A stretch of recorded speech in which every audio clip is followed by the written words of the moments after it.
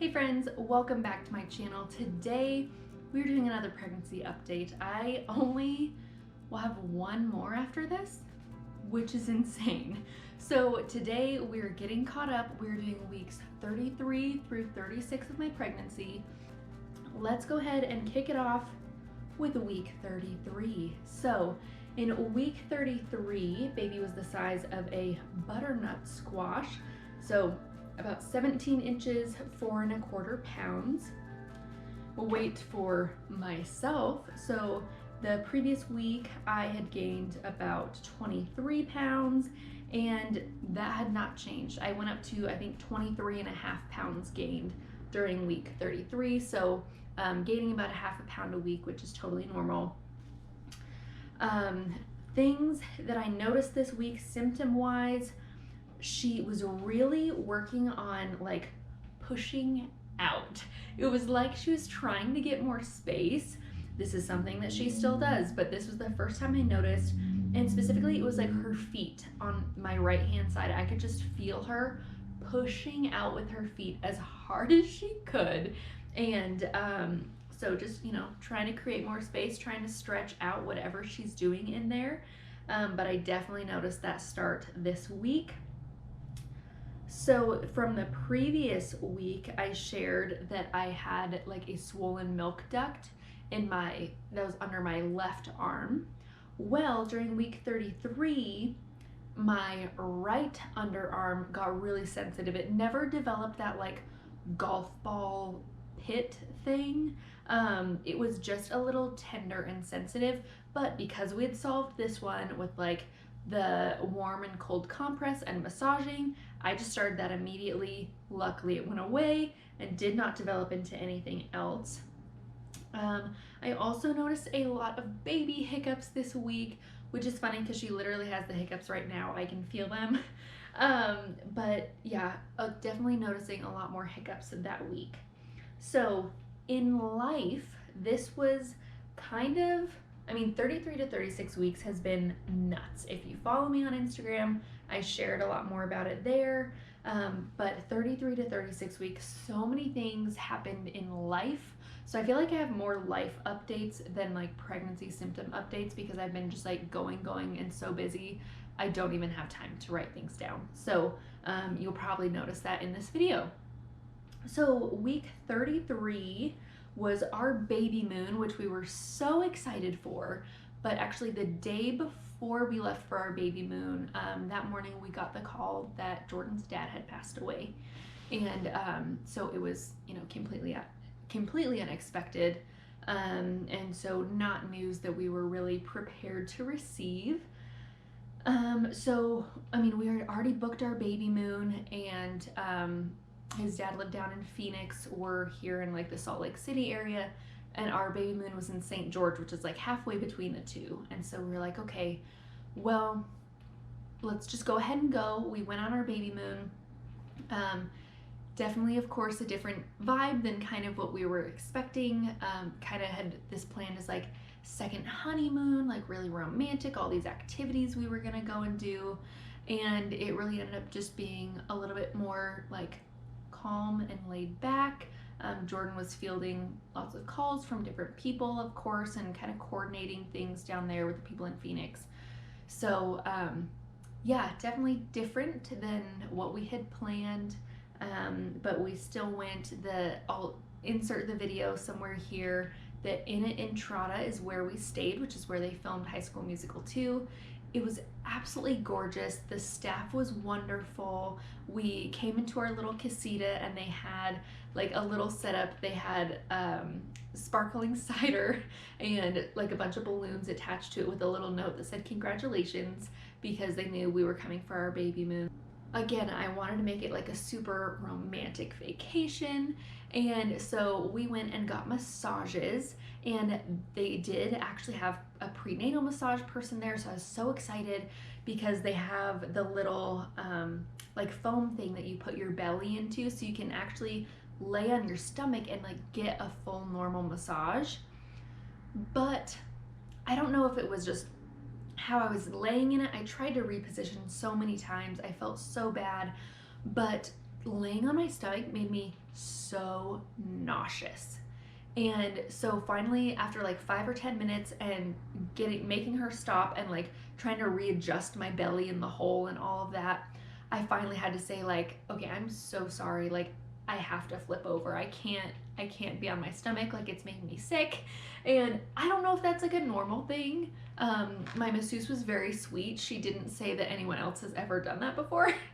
But yeah, it just made me really nauseous. And the second I flipped over, she like tilted the bed up a little bit, put a bolster under my knees, and then she was able to like kind of work the top of my shoulders. But then it was mostly just like arms and legs, which is unfortunate because it's my back that's always sore. But for whatever reason, I could not be on my stomach for the massage. Another unfortunate thing was that during week 33, me and Jordan both thought we just had developed sinus colds. And I don't even know what made me think of this, but a coworker of mine had recently had COVID. We hadn't like seen each other. We weren't going into the office or anything. I just knew from like being on Zoom calls that she had had COVID. And so for whatever reason, I thought to text her and was like, hey, what were your COVID symptoms? Just curious. And she was like, oh, I just thought I had a sinus cold until a friend I had just gone on vacation with told me that she tested positive. So then I went and got tested and I was positive. So I was like, okay, well, because I'm pregnant, just to be safe, like I genuinely just feel like this is a sinus cold, but I'll just go get checked just to make sure. So I went and I got checked and I had COVID. So Jordan had the exact same symptoms as me. His was a couple days ahead of mine, and he had just had a ton of people out of his work office from COVID as well. So we're assuming he probably just got it from them, and then I got it from him. So luckily for both of us, it never went past a sinus cold. It was very, very minor, like maybe 3 to 5 days of symptoms total. The first like night that I started feeling symptoms was the worst. Other than that, it just felt like a cold. But that did, which you'll see later, kind of play into some worries within the next couple weeks, because I of course then had to tell my doctors about COVID, and they're still trying to figure out COVID in pregnancy, what it affects and whatnot. So more on that a little bit later. This week I also filled out my birth plan, which was super exciting. It's something I'd been meaning to do from reading all my pregnancy books, but actually my doctor's office gave me like a printed out sheet with check boxes for like all the big questions, pain management and things like that, who's gonna be in the room, whatever. And so I just like went through, checked the boxes, filled that out. It was super quick, and so now it is like packed away and ready to go. Okay, on to week 34. So week 34, baby was the size of a pineapple, 17 to 18 inches and 5 pounds. So week 34, I definitely noticed an increase in the amount of Braxton Hicks that I was having, which if you're not familiar, it's just like your belly tightening. They're not, I hear this differently from different people. In general, Braxton Hicks are not painful. Mine have not been painful. It's just you feel your belly tighten, and it's like hard to the touch when it happens. And so it's just like your belly kind of practicing that contracting motion. Not a lot of pain, but I definitely noticed it happening more frequently starting at week 34. Also, that frequent urination came up again.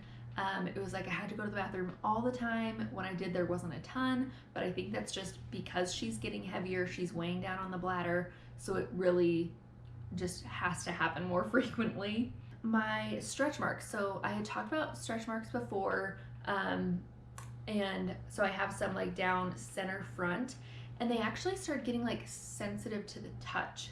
And so I ended up asking my doctor about it later on, and I was like, are these stretch marks or are these varicose veins? Because I didn't think stretch marks were like sensitive, because I'm really good about using like my cocoa butter, putting it all over, whatever. And she was like, no, those are definitely stretch marks, but like from the skin stretching, it can get sensitive, which I didn't realize that was a thing. So yeah, they are just stretch marks, but they are sensitive. Okay, weight gain for week 34. So I officially I gained about another half pound. So I went up to 24 pounds gained in pregnancy. Now this week we were traveling again. So luckily with this round of COVID, they only had you quarantine for I think it was like 5 days and then wear a mask for an additional 5 days. So we were able to travel down to Arizona. So I worked remotely from there while Jordan took care of all, the funeral type stuff because I had COVID. So even though I was out of the quarantine period, I was still in like the masking period when my 34-week appointment came up. So they did have me do my appointment virtually. And so I talked to them just about how I was doing. They did inform me on this call, which was a little bit stressful, that the current COVID recommendations, if you had COVID late in pregnancy, was to get induced at 39 weeks. And so they also said that the reason for that is because they've seen it affect the placenta and have seen it kind of start to break down the placenta so it's not doing its job. So because of that, scheduled a growth scan for a couple weeks out, and then they mentioned the induction at 39 weeks. So I was like, if everything's good at the growth scan, can I not get induced at 39 weeks? And she's like, well, we'll see, but it is still recommended. So that was a little stressful, but it'll come back up again later. Okay, week 35, baby is the size of a spaghetti squash, 18 inches, 5¼ pounds. I don't even know that the weight is accurate on this one because again, with all the traveling and everything, I just didn't want to forget to weigh myself on that day. So I weighed myself mid-afternoon, which is not, the best time to weigh yourself. So at that time, it said I had gained 28 pounds. It'll go down the following week because I went back to measuring myself in the morning, but I gained some weight. I don't know that it was actually a full 4 pounds in a week. So during week 35, I noticed an increase again in Braxton Hicks. At this point, I was getting them a few times a day, which was kind of exciting, but this was also the first time I had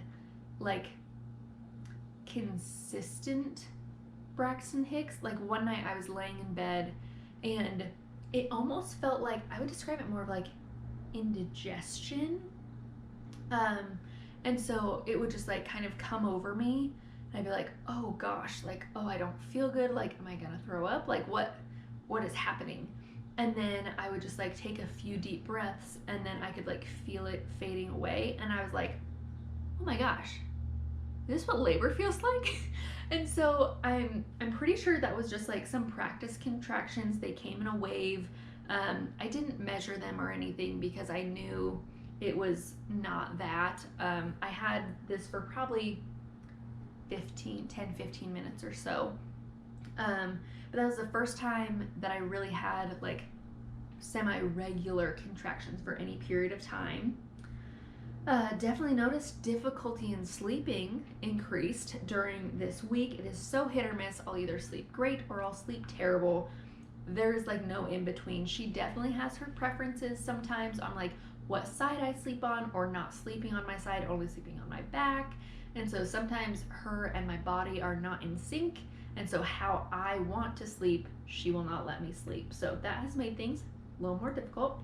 And hiccups on the daily. So it's so cute. I feel like her hiccups started a little bit late as compared to what the apps and the books and everything tell you they're supposed to start, but she's definitely making up for it. I have the hiccups at least once, if not twice, every single day. Not me, her. She literally has the hiccups. I can feel her. They're rhythmic, and it's pretty cute. So I, again, was away from home during this week because we had a pre-planned family vacation with my side of the family. It was kind of more like a staycation for me because I went to our timeshare that's an hour and a half away up in the mountains. It was planned as a ski trip for the whole family, but me and my sister are both pregnant. Jordan was not able to make it back from Arizona. And so it was my mom, my dad, and my sister's husband were the only ones able to ski. But my sister, my mom, and I just kind of hung out, had fun, went to the pool a couple times. That was her first time trying out a pool. She didn't really seem to care one way or the other, but it was a nice time getting to see my family. My sister's baby shower happened during that time as well, which was super fun. And this was when I finally started the red raspberry leaf tea. So that was something I was actually going to start earlier on, but my nurse midwives cautioned me to wait until 35 weeks. So I decided to follow their recommendation and I waited. So that is when I first started doing that. That is the wrap up on weeks 33 through 36 of my pregnancy. Like I said, I only will have probably one more after this. I have some other videos coming up as well. Can't wait to show you her nursery that is finally finished, and it is on a budget but also beautiful. So depending on when the last few finishing touches arrive and just, you know, the craziness of life, we'll either do that before or after she gets here. I'm not sure, we'll let you know. But hopefully you've been enjoying following along on this pregnancy journey. I've enjoyed sharing it with you. And if you are between weeks 33 and 36 of your pregnancy and that's how you found this video, comment down below. Let me know how you are feeling during this period. If you're ready for a delivery, it is coming so quick. So anyways, thanks so much for watching, and we'll see you guys in the next one. Bye.